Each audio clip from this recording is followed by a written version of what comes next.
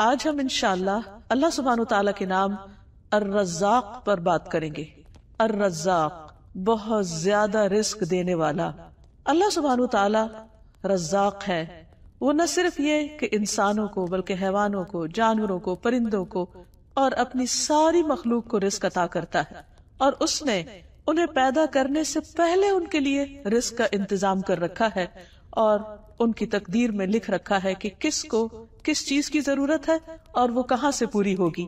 اللہ سبحانہ وتعالی رزق دینے میں پوری طرح قادر بھی ہے، یعنی صرف یہ نہیں کہ وہ رزق کا مالک ہے، بلکہ وہ جب جس کو جہاں پہنچانا چاہے وہ پہنچا بھی سکتا ہے۔ اور اس نے صرف جسمانی رزق کا ہی بندوبست نہیں کیا، بلکہ انسان کے دلوں کے رزق کا بندوبست بھی کیا ہے۔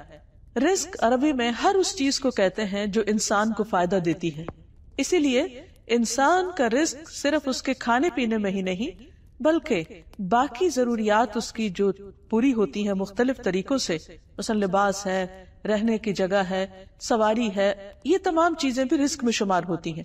لیکن ان میں سے سب سے اعلیٰ و افضل رزق علم اور ایمان کا رزق ہے جو اللہ تعالیٰ کسی بندے کو عطا کرتا ہے۔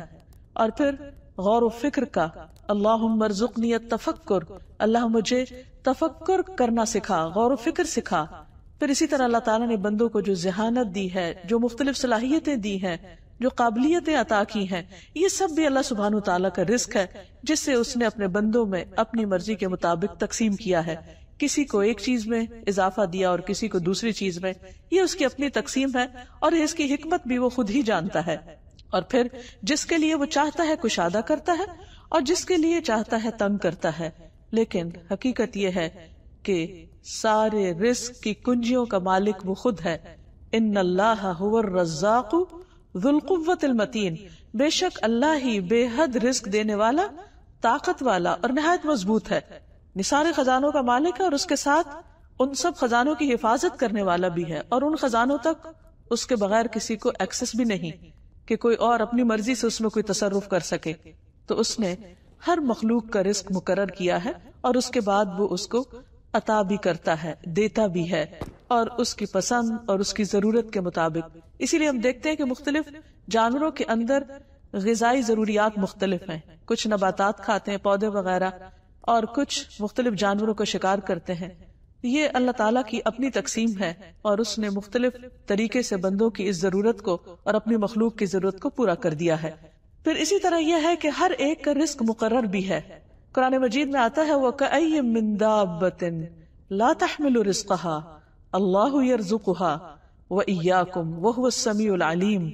اور کتنے ہی چلنے والے جاندار ایسے ہیں جو ادھر ادھر گھومتے پھرتے رہتے ہیں۔ ہر روز ہم صبح دیکھتے ہیں پرندے اپنے گھونسلوں سے نکل کر ادھر ادھر بکھر جاتے ہیں اور مختلف سمتوں پر اڑتے ہیں۔ ہمیں نہیں معلوم کہ وہ کسی بھی خاص ڈائریکشن میں کیوں اڑ کر جا رہے ہیں، لیکن وہ اللہ سبحانہ وتعالیٰ کا اذن ہوتا ہے، اسی کی دی ہوئی رہنمائی ہوتی ہے۔ اس نے ان کے لیے رزق بکھیر دیا اس زمین پر اور وہ اس کی تلاش کرتے رہتے ہیں۔ فرمایا کہ کتنے ہی چلنے والے جاندار ہیں جو اپنا رزق اٹھائے نہیں پھرتے۔ پرندوں کو دیکھے اپنے اوپر کندھوں پہ وہ سامان ساتھ لے کے نہیں پھر رہے، بلکہ جو آگے بڑھتے ہیں، کوشش کرتے ہیں، بھاگ دوڑ کرتے ہیں تو اپنے لیے رزق تلاش کر لیتے ہیں۔ فرمایا اللہ انہیں رزق دیتا ہے، یعنی اللہ سبحانہ تعالیٰ کے رزق دینے کا ایک طریقہ ہے، اور تمہیں بھی وہی رزق دیتا ہے، اور وہی سب کچھ سننے والا اور سب کچھ جاننے والا ہے۔ اور اس رزق کی ذمہ داری اللہ تعالیٰ نے اپنے اوپر لی ہے، اسی لیے ایک اور جگہ پر فرمایا وَمَا مِن دَابَّةٍ فِي الْأَرْضِ إِلَّا عَلَى اللَّهِ رِزْقُهَا وَيَعْلَمُ مُسْتَقَرَّهَا وَمُسْتَوْدَعَهَا۔ اور زمین میں چلنے والا کوئی جاندار ایسا نہیں، چھوٹے سے چھوٹے کیڑے سے لے کر بڑے سے بڑی مخلوق تک، ویل مچھلی تک، سب کو وہی رزق دیتا ہے۔ ایک مچھلی جو ٹنوں کے اعتبار سے خوراک لیتی ہے سمندر کے اندر، وہ اللہ سبحانہ تعالیٰ ہی اس کو پرووائڈ کرتا ہے اور اس کے لیے اسی کے اندر ہی خوراک پیدا کرتا رہتا ہے۔ کچھ جانور رہتے سمندر میں ہے لیکن خوراک ان کی باہر ہے، اس خوراک تک پہنچنے کا راستہ بھی اس نے خود بتایا ہے اور اس کا انتظام اور اہتمام بھی خود کرتا ہے۔ فرمایا کہ وَمَا مِن دَابَّةٍ فِي الْأَرْضِ إِلَّا عَلَى اللَّهِ رِزْقُهَا، ہر جاندار کا رزق اللہ کے ذمہ ہے اور اسے اپنی مخلوق کے عارضی اور مستقل ٹھکانے کا بھی پتا ہے، اس کا علم ہر چیز پر چھایا ہوا ہے۔ پھر اسی طرح یہ بھی آتا ہے کہ اگر کوئی شخص اپنے رزق سے بھاگے تو بھی رزق اس تک پہنچ جاتا ہے۔ جابر بن عبداللہ کہتے ہیں کہ اللہ کے رسول صلی اللہ علیہ وسلم نے فرمایا اگر ابن آدم اپنے رزق سے اسی طرح بھاگے جس طرح موت سے بھاگتا ہے تو رزق اسی طرح اسے پالے گا جس طرح موت پا لیتی ہے. یعنی چونکہ اللہ سبحانہ تعالیٰ کی اپنی یہ تقسیم ہے، اس لیے کسی بھی جاندار کو زندہ رہنے کے لیے جس رزق کی ضرورت ہوتی ہے اللہ سبحانہ تعالیٰ اس تک خود بخود پہنچاتے رہتے ہیں. اس کا یہ مطلب نہیں کہ انسان کوشش نہ کرے یا محنت نہ کرے، وہ بھی اللہ سبحانہ تعالیٰ کی دی ہوئی توفیق کے مطابق ہوتی ہے. یعنی بندے کا رزق ایک خاص زمین پر لکھا ہوتا ہے، ایک خاص طریقے پر لکھا ہوتا ہے، اور اللہ تعالیٰ بندے کو اچانک وہاں پہنچا دیتا ہے. تو یہ اللہ سبحانہ تعالیٰ اس کی حکمت جانتے ہیں. لیکن انسان کو اس صفت کو جاننے کے بعد یہ یقین رکھنا چاہیے کہ اس کا اصل رازق اللہ ہے، اور اپنی ساری توقعات اسی سے وابستہ رکھے.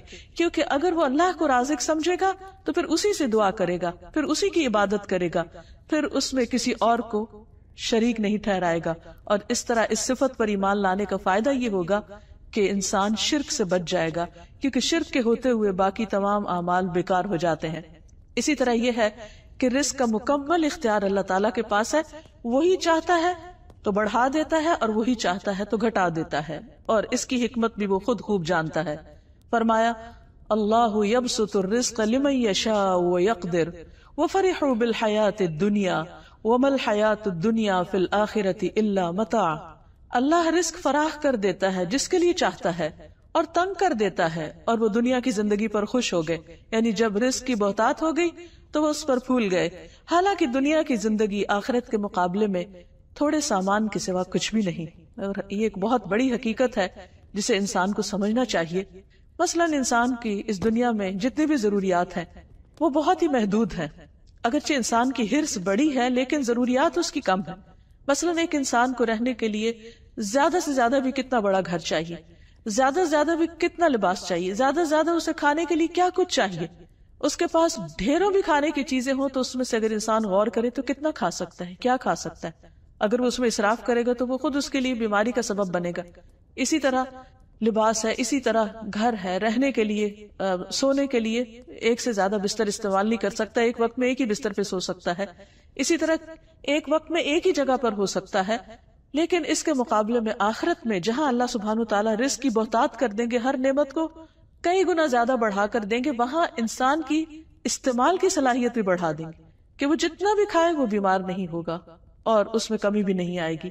اسی طرح اس کے لیے دنیا میں سب سے بڑا مسئلہ اس وقت بوریت کا ہے کہ انسان کے پاس اگر کوئی چیز زیادہ ہو جاتی ہے تو وہ اس سے بور ہو جاتا ہے، اور اسے اس میں دلچسپی بھی نہیں پھر رہتی، پھر وہ کچھ اور چاہتا ہے، پھر اس سے بور ہو جاتا ہے. لیکن جنت میں اللہ تعالیٰ انسان کو جو کچھ بھی دیں گے اس کو وہ پوری طرح انجوائے کرے گا، اور وہاں پر ہمیشہ رہنے کی زندگی ہوگی، اور اس کے باوجود کسی قسم کی کوئی بوریت بھی نہیں ہوگی.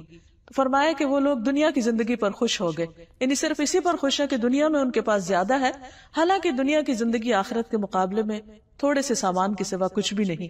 کیونکہ دنیا میں اگر کسی شخص کو پوری زمین کا بھی مالک بنا دیا جائے تو یہی زمین اس کو سمیٹنے کے لیے کافی ہے. ایک دن اس کو فوت ہو جانا ہے، مر جانا ہے، اور مرنے کے بعد اسے اسی زمین کے اندر جانا ہے، اور زمین کا پھر اصل وارث تو صرف اللہ سبحانہ تعالیٰ ہی ہے. پھر اسی طرح ایک اور آیت میں فرمایا اولم يروا ان اللہ یبسط الرزق لمن یشاء ویقدر ان فی ذلک لآیات لقوم یؤمنون. کیا انہوں نے دیکھا نہیں کہ اللہ رزق فراخ کرتا ہے جس کے لیے چاہتا ہے، یعنی اس کی اپنی تقسیم ہے. بعض اوقات وہ گناہگاروں کو بہت زیادہ دے دیتا ہے اور بعض اوقات اپنے فرما برداروں کے لیے رزق تنگ کر دیتا ہے. ایسا کیوں ہوتا ہے؟ اس کی اصل حکمت بھی وہی جانتا ہے. بے شک اس میں ان لوگوں کے لیے یقیناً بہت سی نشانیاں ہیں جو ایمان رکھتے ہیں.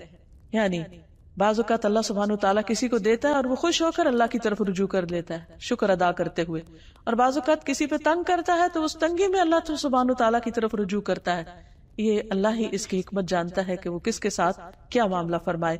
اسی طرح ایک اور جگہ پر فرمایا لہو مقالید السماوات والارض یبسط الرزق لمن یشاء ویقدر انہ بکل شیء علیم.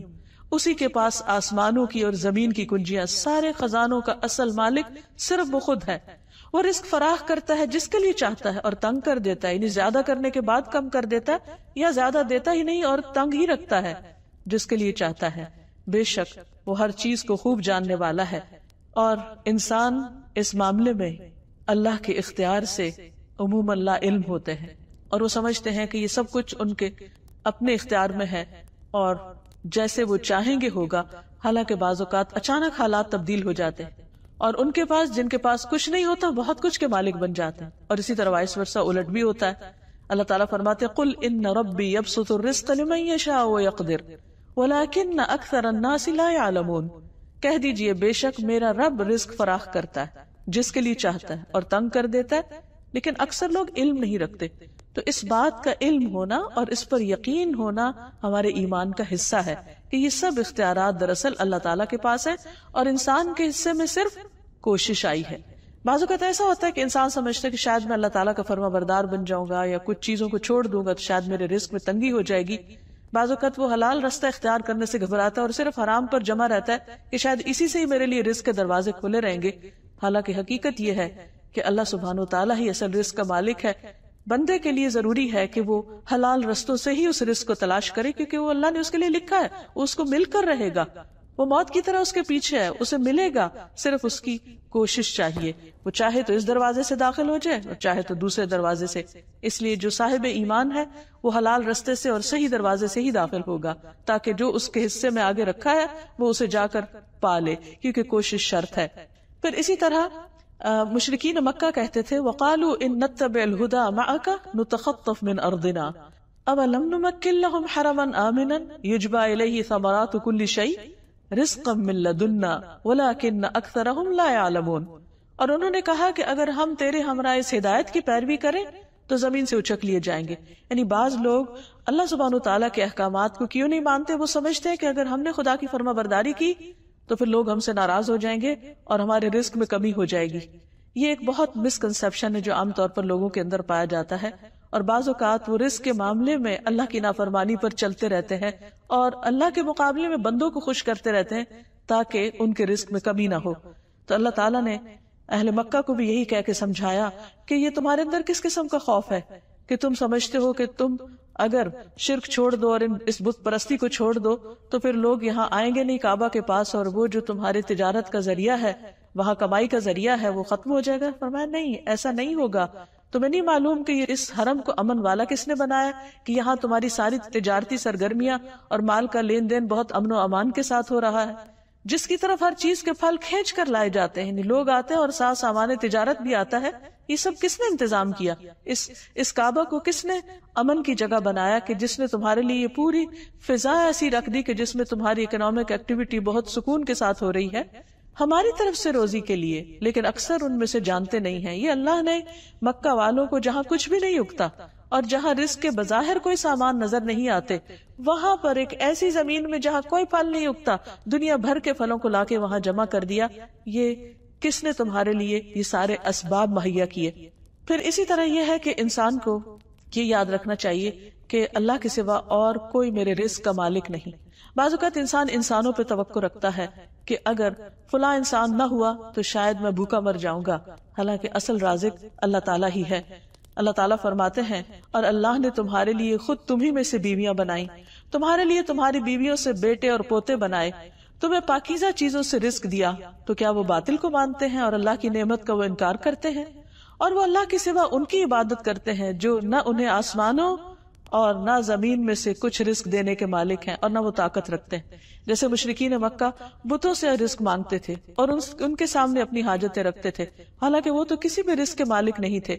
تو اس لیے انسان کو اس معاملے میں پورا یقین اللہ سبحانہ تعالیٰ پر ہونا چاہیے اور پورا توکل بھی اللہ پر۔ اور آپ دیکھیے کہ ساری مخلوق کو کھلاتا پلاتا ہے۔ اگر انسان سوچے تو مختلف طرح کے جو جانور ہیں وہ جو کچھ کھاتے ہیں ہم نے تو بعض اوقات دیکھا بھی نہیں، نہ ان جانوروں کو دیکھا، نہ ان کے رزق کو دیکھا، اور نہ ان کے کھانے کی عادات ہمیں پتا ہے۔ ان کو کون کھلاتا ہے؟ زمین کے اندر پائے جانے والے کیڑے مکوڑوں کو کون کھلاتا ہے؟ فضا میں اڑنے والے پرندوں کے رزق کا بندوبست کون کرتا ہے؟ جو غاروں میں کچھاروں میں مختلف قسم کے جانور رہتے ہیں ان کو رزق کون دیتا ہے؟ جو صحراؤں میں مختلف طرح کے جانور رینگتے ہیں جہاں کوئی انسان کبھی پہنچا ہی نہیں، ان کو رزق کون دیتا ہے؟ جو پہاڑوں کی چوٹیوں پر رزق فراہم کر رہا ہے، جو سمندروں کی گہرائیوں میں جس کی تہہ تک انسان ابھی تک پہنچ نہیں سکا وہاں رزق کون دیتا ہے؟ اور یہ تو زمین ہے۔ اور آسمانوں میں رزق کون دیتا ہے؟ اصل اختیار اسی کے پاس ہے۔ اور اللہ سبحانہ تعالیٰ کی اس صفت کو ماننے کا مطلب یہ ہے کہ اسی کو اس معاملے میں مختار کل مانا جائے۔ اور یہاں تک آتا ہے کہ شیطان بھی اللہ ہی سے رزق مانگتا ہے۔ ابن عباس کہتے ہیں کہ آپ صلی اللہ علیہ وسلم نے فرمایا کہ ابلیس نے کہا کہ یا رب تو نے ساری مخلوق کو رزق دیا ہے، میرا رزق کہاں ہے؟ فرمایا ہر وہ چیز جس پر میرا نام نہ لیا جائے وہ تیرا رزق ہوگی۔ پھر اسی طرح یہ یاد رکھنا چاہیے کہ اللہ سبحانہ وتعالیٰ صرف دینے والا ہے، اسے ہم سے کچھ نہیں چاہیے۔ ہم اگر اس کے نام پر اس کو خوش کرنے کے لیے کچھ دیتے ہیں تو وہ بھی ہم اپنے ہی فائدے کے لیے دیتے ہیں، وہ اللہ تعالیٰ کو نہیں پہنچتا۔ مثلا قربانی کے دن جو جانور قربان کیے جاتے ہیں تو اللہ تعالیٰ فرماتے ہیں لن ینال اللہ لحومها ولا دماؤها ولکن ینالہ التقوی منکم۔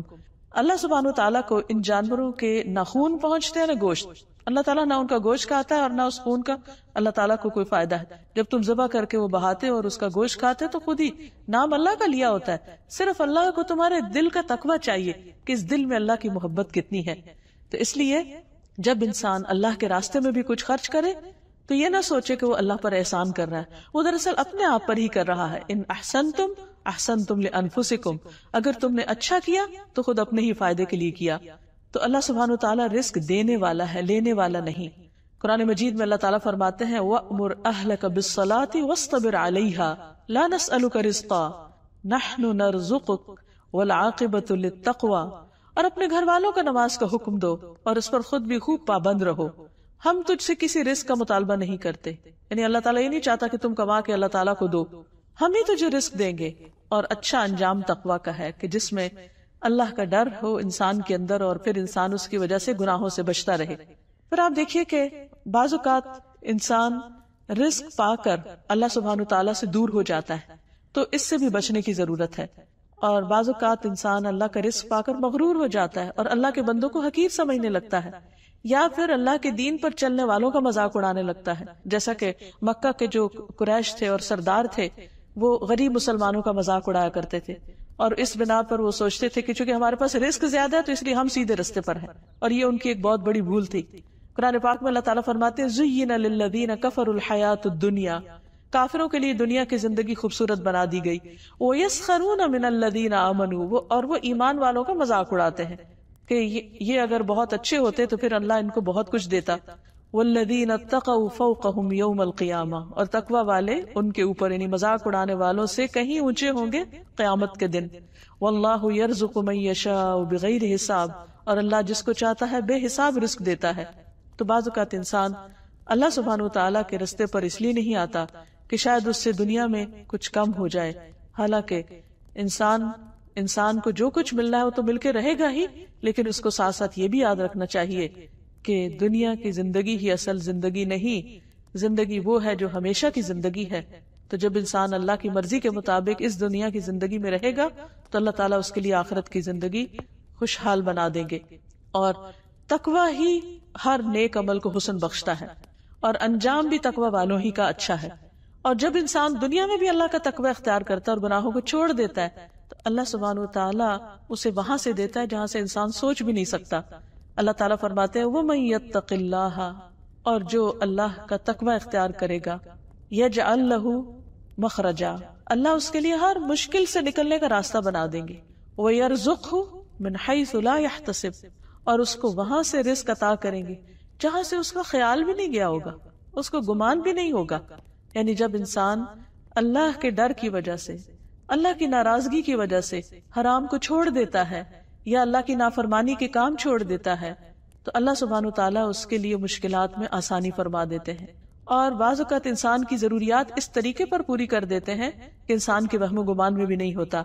اس معاملے میں انسان کو اپنے کرنے کا کام کرتے جانا چاہیے، اور وہ کیا ہے؟ اللہ تعالیٰ کی اطاعت۔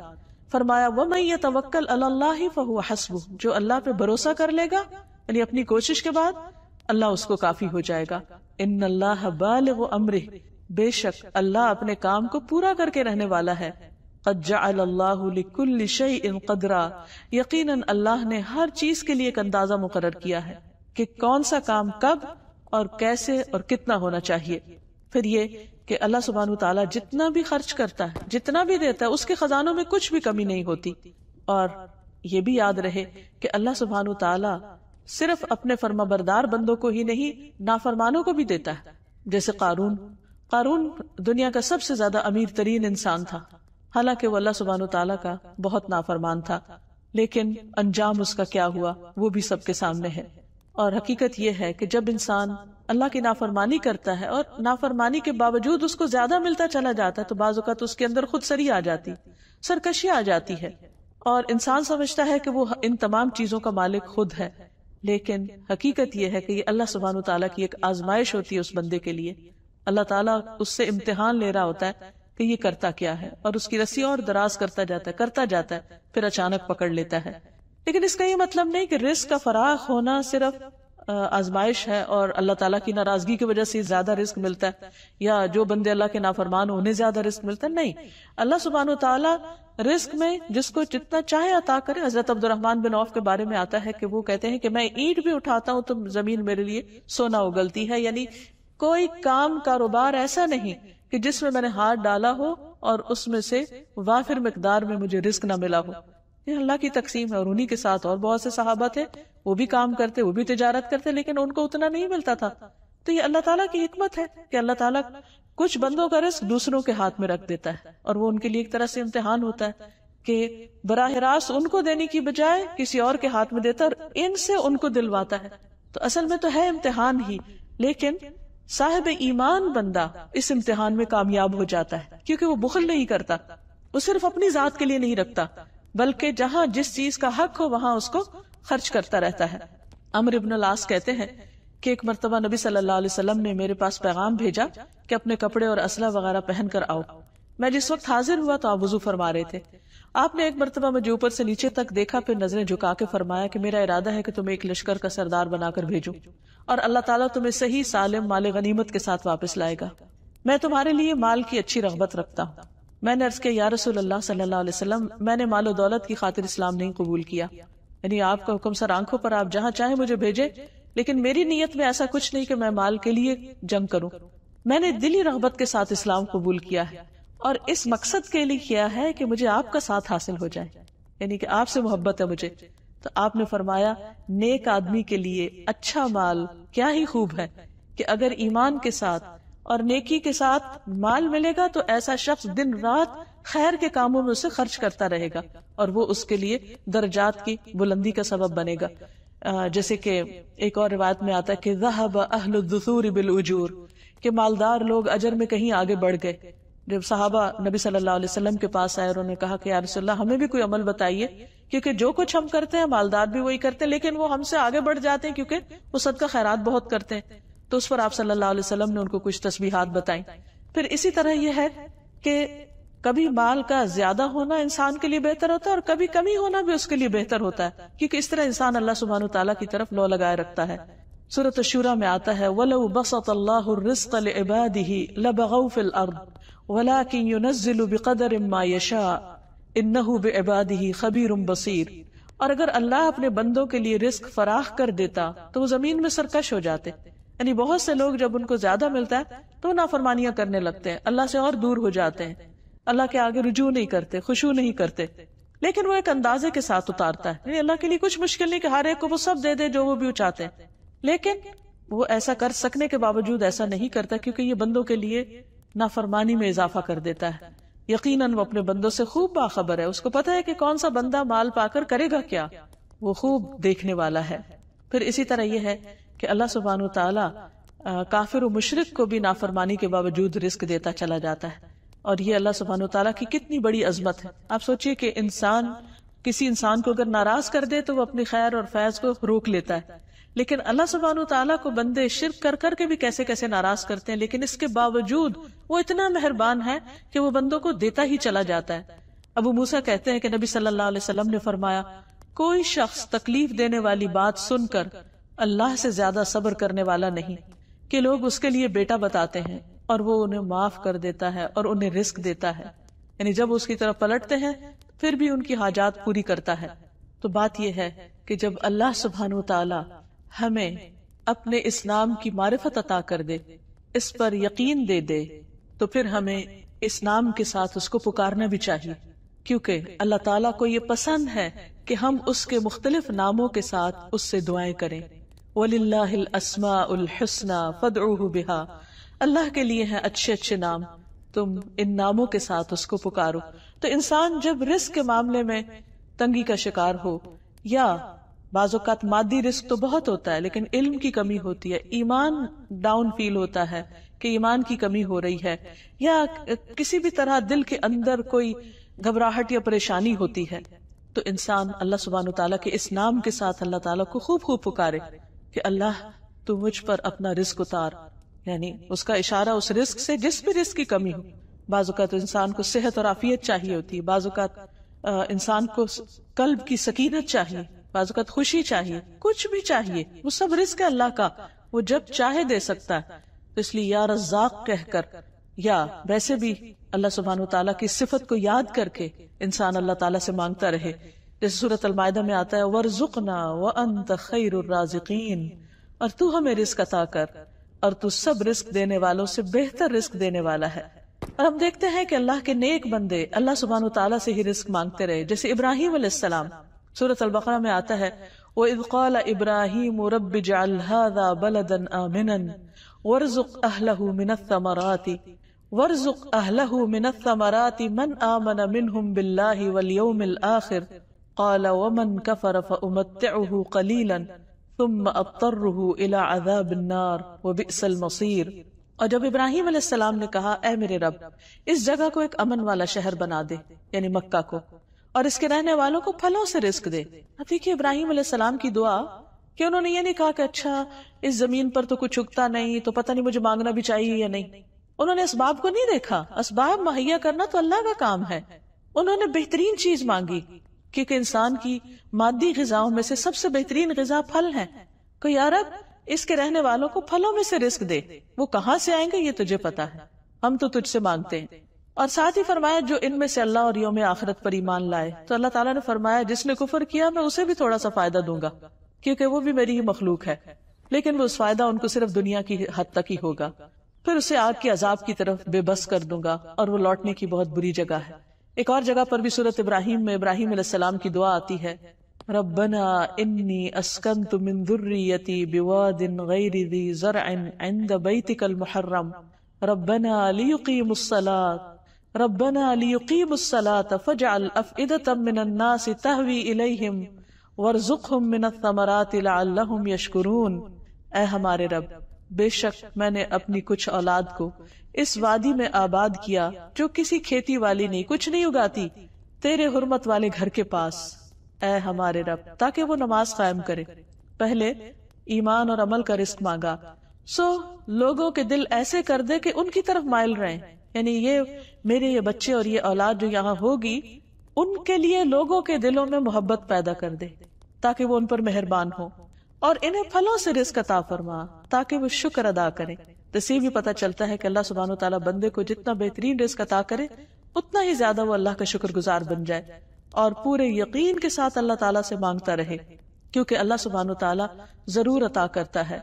اللہ سبحانہ وتعالیٰ نے جو نبی صلی اللہ علیہ وسلم کے ذریعے ہمیں دعائیں سکھائی ہیں اس میں اللہم ارزقنی بھی آتا ہے، جیسے دو سجدوں کے بیچ کی دعا اللہم اغفر لی وارحمنی وارزقنی، تو اے اللہ مجھے بخش دے، مجھ پہ رحم فرما اور مجھے رزق عطا فرما۔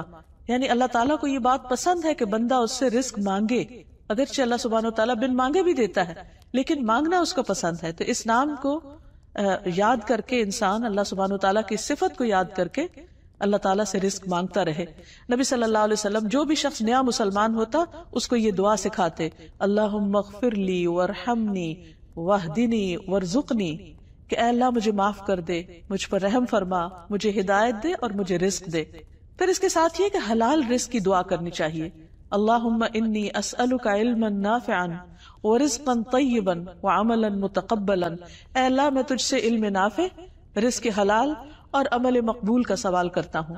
ایک اور روایت میں آتا ہے اللہم اکفنی بحلالک عن حرامک واغننی بفضلک عمن سواک، اے اللہ اپنے حلال کے ذریعے حرام سے میری کفایت کر، یعنی حرام کے بدلے حلال عطا کر، اور اپنی مہربانی سے مجھے اپنے علاوہ ہر ایک سے بے نیاز کر دے، یعنی تو مجھے کسی اور کا محتاج نہ کرنا، اپنی رحمت سے عطا فرمانا۔ رسول اللہ صلی اللہ علیہ وسلم نہ صرف یہ کہ اپنے لیے بلکہ اپنی آل کے لیے بھی رزق مانگتے تھے۔ اللہ کے رسول صلی اللہ علیہ وسلم کی دعا ہے اللہم ارزق آل محمد قوتا، اے اللہ آل محمد کو اتنی روزی دے کہ وہ زندہ رہ سکے، یعنی بہت زیادہ نہیں مانگا لیکن فقر اور محتاجی سے بھی پناہ مانگی۔ تو اس نام کی معرفت انسان کی زندگی پر کچھ اثرات ڈالتی ہے، اور ان میں سے سب سے پہلے تو یہ کہ انسان کو اس معاملے میں اللہ سبحانہ تعالیٰ پر مکمل بھروسہ کرنا چاہیے. جیسے حدیث میں آتا ہے اگر تم ویسا اللہ پہ توکل کرو جیسا حق ہے تو تمہیں اس طرح سے روزی دے جیسے وہ پرندوں کو دیتا ہے. وہ صبح بھوکے پیٹ جاتے ہیں اور شام کو بھرے پیٹ سے واپس آتے ہیں، لیکن پرندے توکل کر کے گھونسلوں میں نہیں بیٹھے رہتے بلکہ سارا دن بھاگ دوڑ کرتے ہیں، لیکن انہیں نہیں پتا ہوتا کہ کہاں سے کیا ملے گا. وہ توکل کے ساتھ کوشش کر رہے ہوتے ہیں تو اللہ تعالیٰ ان کو وہ سب عطا کرتا ہے جو ان کی ضرورت ہوتی ہے. پھر اس بات پر یقین ہونا چاہیے کہ جو میرے مقدر کا مجھے مل کر رہے گا، اس لیے مجھے حلال رستہ اختیار کرنا ہے. کمی سے کبھی نہ ڈرے. رسول اللہ صلی اللہ علیہ وسلم نے فرمایا بلال خرچ کر دو، اور عرش کے مالک سے رزق کی کمی کے بارے میں نہ ڈرو کہ تم اللہ کے راستے میں دو گے تو تمہارا کم ہو جائے گا. اللہ سبحانہ تعالیٰ اس سے بھی زیادہ عطا کرے گا. لیکن مومن بندہ رزق کی کوشش میں کبھی اللہ کی عبادت سے غافل نہیں ہوتا، یعنی عبادت کے لیے، نماز کے لیے وقت نکالنا چاہیے. قرآن مجید میں آتا ہے رجال لا تلہیہم تجارت ولا بیع عن ذکر اللہ واقام الصلاۃ وایتاء الزکاۃ یخافون یوما تتقلب فیہ القلوب والابصار. وہ مرد جنہیں اللہ کے ذکر سے اور نماز قائم کرنے اور زکوٰۃ دینے سے نہ کوئی تجارت غافل کرتی ہے اور نہ کوئی خرید و فروخت، وہ اس دن سے ڈرتے ہیں جس میں دل اور آنکھیں الٹ جائیں گی، یعنی خوف کے مارے، تاکہ اللہ انہیں اس کا بہترین بدلہ دے جو انہوں نے کیا، اور انہیں اپنے فضل سے زیادہ دے. اور اللہ جسے چاہتا ہے بے حساب رزق دیتا ہے کہ وہ گن بھی نہیں سکتا. لیکن یہ یاد رکھیے کہ جتنا اللہ دیتا ہے اس کا سوال بھی کرے گا.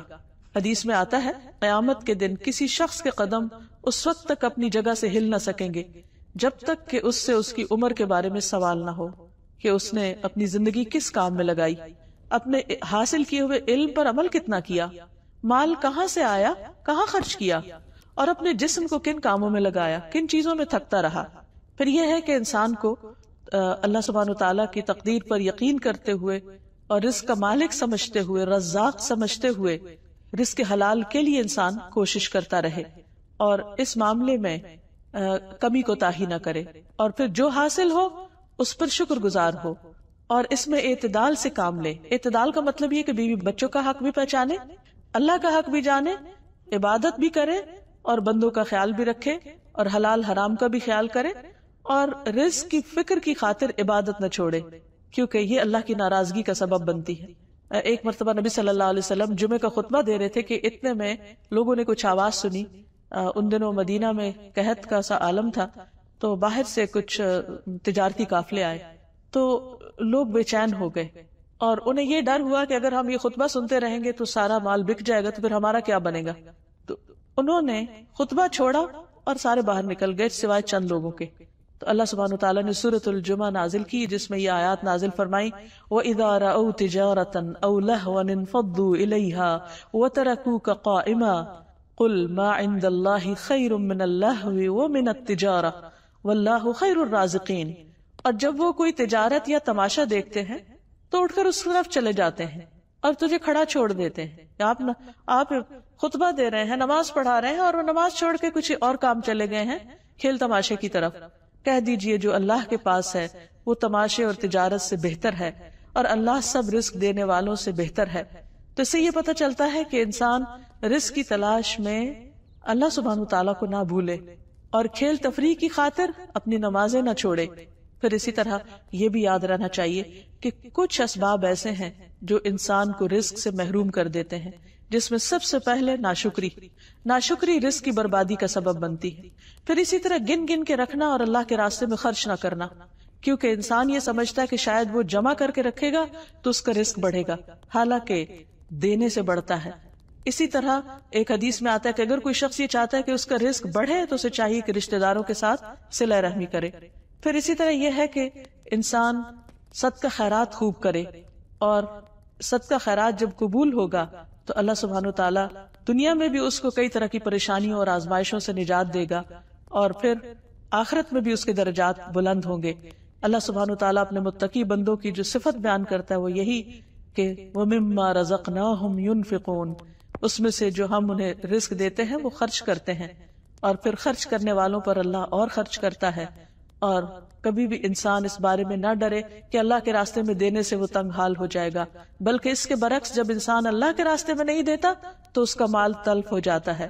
اور یہ بھی انسان یاد رکھے کہ دنیا کا رزق تو دنیا کا ہے، آخرت کا رزق وہ کہیں زیادہ بہتر ہے، اور مومن کا مرتے وقت ہی اس کے رزق سے استقبال ہوتا ہے۔ فَأَمَّا إِن كَانَ مِنَ الْمُقَرَّبِينَ فَرَوْحٌ وَرَيْحَانٌ وَجَنَّتُ نَعِيمٍ، اگر وہ مقربین میں سے ہوتا ہے تو اس کے لیے راحت، غذائیں اور نعمتوں والے باغات ہوتے ہیں، اور شہداء کو جنت میں رزق دیا جاتا ہے، اور آخرت میں بہترین رزق کی خوشخبریاں دی گئی ہیں، اور عزت والے رزق کی، اور ایسا رزق جو کبھی بھی ختم نہیں ہوگا، لا مقطوعۃ ولا ممنوعۃ، اور پھر صرف خواہش ہی کرے گا تو انسان کو وہ سب کچھ بیٹھے بیٹھے وہیں مل جائے گا، اور وہاں پر دودھ اور پانی اور شہد اور شراب کی نہریں ہوگی، من پسند پھل ہوں گے جو جھکے ہوئے ہوں گے، بڑے بڑے پھل ہوں گے، جنت کے خوشے کا سائز مدینہ سے لے کے یمن تک ایک انگور کا گچھا اتنا بڑا، اور صرف ایک انگور سے، اس گچھے کے ایک انگور سے پورا ایک ڈول جوس کا بھر جائے۔ پھر وہ جھکے ہوئے پھل ہوں گے، لوگوں کی پہنچ میں ہوں گے، بغیر گٹلی کے میٹھے اور نرم پھل ہوں گے۔ تو انسان صرف دنیا کے پھلوں اور دنیا کے رزق کا ہی شیدائی نہ رہے، بلکہ آخرت کی فکر کرے، اور اللہ سبحانہ تعالیٰ کو ہر حال میں راضی رکھے تاکہ اسے دنیا اور آخرت میں بھلائیاں نصیب ہوں۔ اللہ تعالیٰ ہمیں اپنے اوپر اعتماد کی توفیق عطا فرمائے۔ وآخر دعوانا ان الحمد للہ رب العالمین۔